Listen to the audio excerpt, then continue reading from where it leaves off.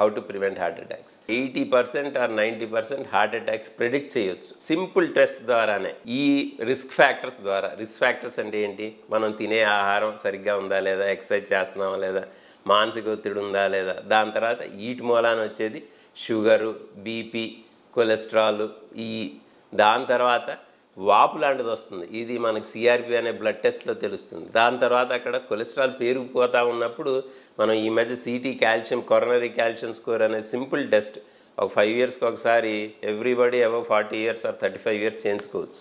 అక్కడ గుండె రక్తనాళాల్లో కొలెస్ట్రాల్ పెరిగిపోతుందా లేదా అనేది ముందే తెలుస్తుంది.